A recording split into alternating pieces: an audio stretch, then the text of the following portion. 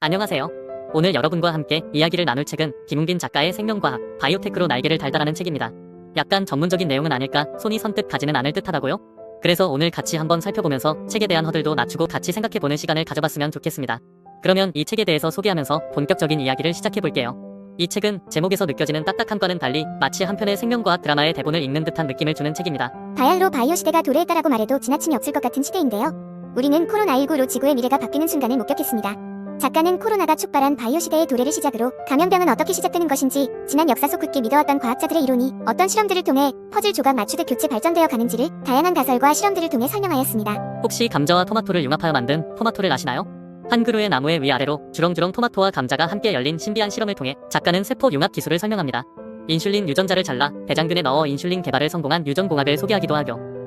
찬물에서도 때가 잘 빠지게 하는 세제가 실은 양극회나 시베리아 벌판처럼 추운 곳에서 사는 세균에서 분리한 유전자에 BT를 적용한 것이라는 점 알고 계셨나요? 세균을 없애는 세제를 만드는데 세균이 필요하다라. 그야말로 처음 가설 자체가 발상의 전환 아닐까 싶습니다. 세균을 죽이기 위해 세균을 이용하겠다는 생각을 했으니까요. 작가는 이처럼 생활 밀착형 깨알 정보들을 통해 독자들로 하여금 그건 뭐지? 라는 호기심을 자극합니다. 이러한 다양한 예를 통해 미래 기술의 삼원색인 의학 분야의 레드 BT, 지속 가능한 미래의 그린 BT, 바이오 공정의 화이트 등 바이오 융합 기술의 대표주자인 BT, IT, NT 이 세 가지 산업 기술이 새 성장 동력의 발판으로 미래를 주도할 핵심 기술이라는 점도 부담 없는 어투로 설명을 곁들이기도 하고요. 말만 들어도 어렵다고요? 한번 읽어보세요. 생각보다 그렇게 어렵지 않습니다. 평소 일상에 궁금한 점이 많았던 당신이라면 이 책은 간지러운 곳을 긁어주고 흥미를 가중시킬 것입니다. 작가가 너무나 친절하게 우리를 안내하기 때문이죠. 작가는 평소 독자들이 궁금해할 다양한 주제들을 예술과 함께 또 때로는 역사나 사회적 이슈와 함께 궁금증을 촉발하는 방식으로 접근하는데요. 일례로 산부인과적 관점에서 본 미켈란젤로의 천지 창조나 수도사 맨델이 콩나물을 키우다 발견한 유전학에 대한 정보 같은 하는 식입니다. 단군 신화와 유전의 비밀, 과연 무슨 연관이 있을까?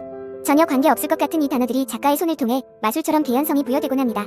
영화 마션을 보신 적 있나요? 2015년 개봉된 SF 영화 마션은 홀로 화성에 남겨진 주인공 마크 와트니가 놀라운 긍정의 마인드로 우주 생존 버라이어티 쇼를 하게 되는데요. 주인공은 기지 식당에서 감자를 발견하고 이를 실내에 만든 텃밭에 심어 자신의 인분을 거름으로 주면서 재배에 성공하죠. 언뜻 보면 첨단 과학이라기보다는 오히려 전통 농법에 가까워 보이는데요. 실제로는 감자는 덩이 줄기니까 일정 기간 동안 깊은 잠을 잡니다. 생명 유지에 필요한 기본 활동만 유지하는 휴면기를 보내는 거죠. 그래서 보통 감자를 수확한 다음 바로 다시 심으면 싹이 나지 않습니다.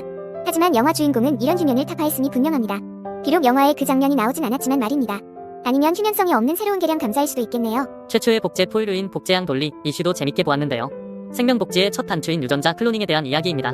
건강하게 태어난 돌리가 6마리의 새끼를 낳자 얼마 후 급격한 노화 현상을 겪으며 관절염, 암 등에 시달리다 돌리는 6살의 짧은 나이로 생을 마감하게 되었는데요. 돌리가 단명한 이유로는 크게 두 가지 요인이 제기되었다고 해요. 우선 성체세포에서 유래한 돌리의 염색체 나이는 태어난 순간 이미 6살이었던 거죠. 따라서 유전자 수준에서 보면 돌리가 생모에 남은 생만큼이라도 살아주면 다행이었던 겁니다. 게다가 돌리는 주로 실내에서 지냈다고 해요. 226번의 실패 뒤에 탄생시킨 돌리를 들판에 풀어놓고 키울 수는 없었을 겁니다. 그런데 이런 이유들이 결국 돌리의 건강에 부정적인 영향을 미칠 수밖에 없었던 거죠. 돌리가 세상을 떠난 후 생식 클로닝 기술은 발전을 거듭해서 돼지나 고양이, 단복, 낙타 등 여러 종류의 동물에 복제되기도 하였습니다. 멸종 위기에 처한 인도의 들소 가우르를 복제하기도 했죠.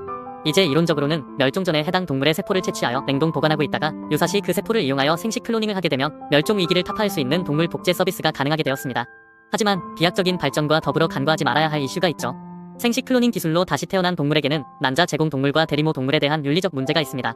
또 나아가서 이 기술이 인간에게 적용될 가능성 또한 대비해야만 합니다.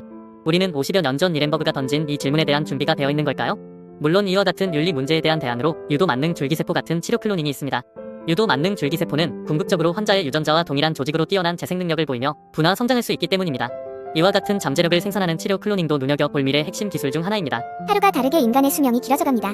불로장생을 꿈꿨던 진시황이 있었다면 땅을 치고 전 재산을 들여서라도 얻고 싶을 만큼 부러워할 기술이었겠죠. 이 책을 다 읽자마자 곧바로 들었던 소감은 작가의 장문 능력과 설명력입니다.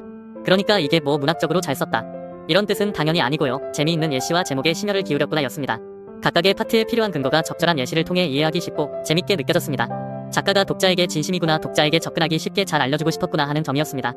이 책은 관련 분야에 대한 흥미를 돋구고 생명과학 및 바이오테크놀로지에 대한 입문서로서 정말 유용하고 정보가 풍부하며 보기 드물게 빼어난 책이라고 생각합니다. 오늘 소개드린 생명과학, 바이오테크로 날개 달다 어떠셨나요?